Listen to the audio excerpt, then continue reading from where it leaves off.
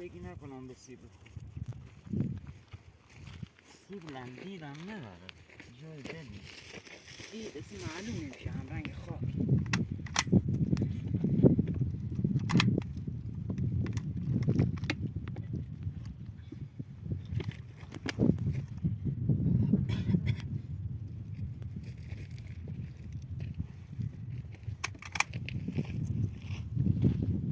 کاش که پشنگار ارزان میگیدن اینقدر پشنگار اینجوری میگردن که جرأته تیراندازی هم نمی‌کنن.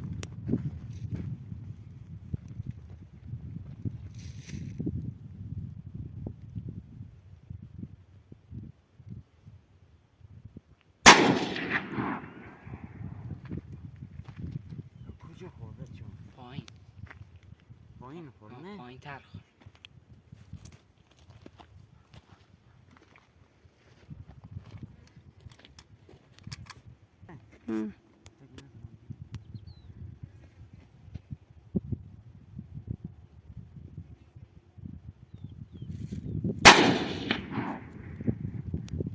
کنار زد.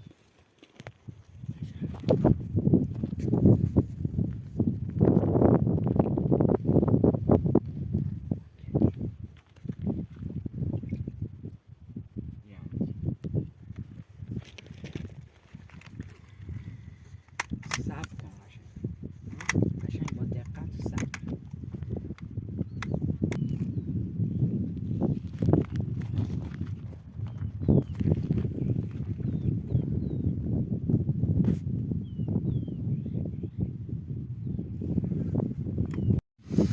خب دوستان اینها هم که گیاه زوفا هستن که برای اینایی که بیماری های ریه و اینا رو دارن برای پاکسازی ریه خیلی مفیده.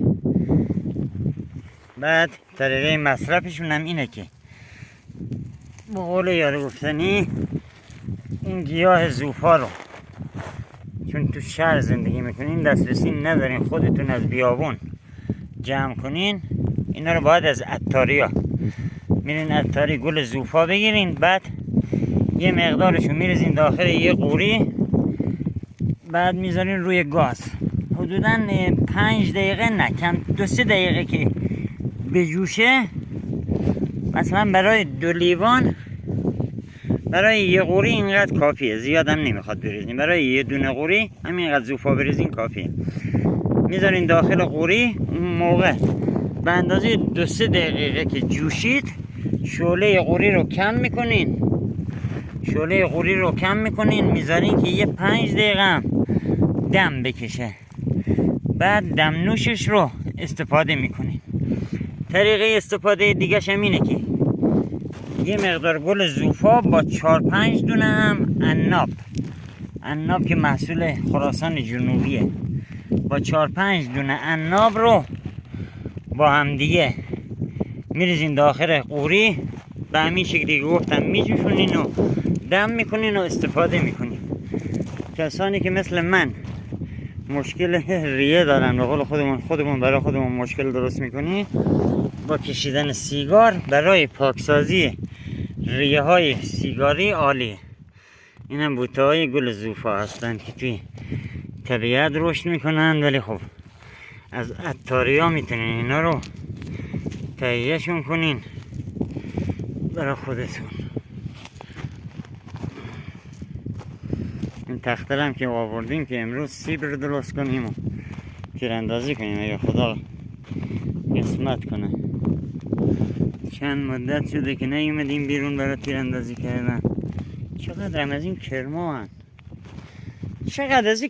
هن امسال. ببینین چه هم از این کرما اینو چه کسی میدونه اینو چیه کرما چی هن چقدر هم بزرگن. ببینین به اندازه شون به اندازه ناخون انگشت دست من است.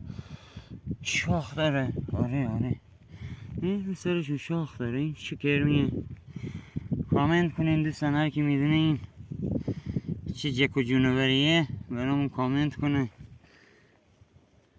چقدر خوشگلن چرا خوش شده چقدر این کرما خوشگلن ها. اون تفنگه رو بذار تو بوته قایم کن، تو همون بوته چیز بذار، اون یکی که میبریم تو همون بوته قایم کن، کسی نیست اینجا. از سر برگشت برمیداریم، این یکی رو میبریم اون یکی باشه.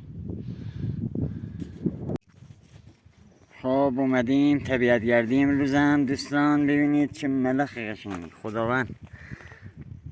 اینم از آقای ملخ و این کرما بچه نظر من جلب کردن. این چه کرمای چقدر خوشگل، قربون خدا برم چقدر اینا رو خوشگل آفریده این کرما رو.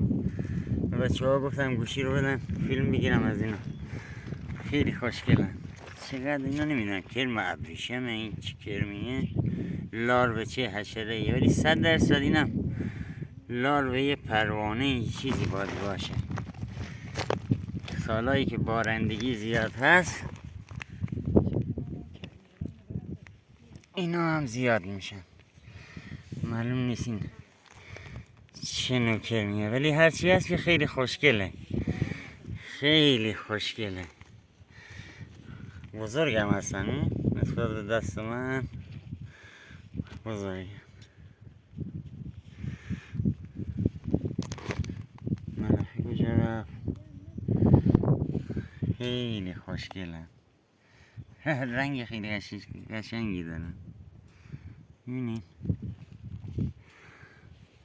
اینم که بوته های گز امسال خدا رو شکر سبز شدن. خیلی خوب دیگه، هوا دیگه برج 2 اینجا گرم و کم کم علف هم داره خشک میشه.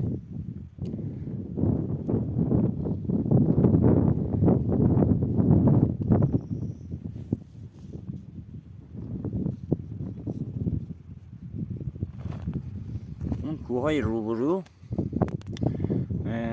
شکار داره که ما بهش تو لهجه محلیمون میگیم وحش. کوههای روبرو از قوچ اوریال داره، این منطقه قوچهای اوریال و کلوبوز داره کوههای روبرو. چون که قوچ و میش خاصیتی دارن که برخلاف به قول ما بوزینا، برخلاف مثلا گوسفندای بوزینه مثل چبوش و کل و اینا، برخلاف اونا سعی میکنن قوچ و میشا بیان توی این کوپایات، جایی که تپه ماهور است. قوچ و میش توی کوه نمیرن مگر اینکه دیگه دنبالشون کنین که برای فرار پناه ببرن به کوه، یعنی زود به زود تو کوههای بلند نمیرن. مثلا تو کوپایه ها همیشه چرا میکنن، مثل این قسمتی که ما هستیم که الان کوپایه هست، ولی نژاد باز چباش و پول مثلا کل و اینا نه، اونا تو کوه میرن.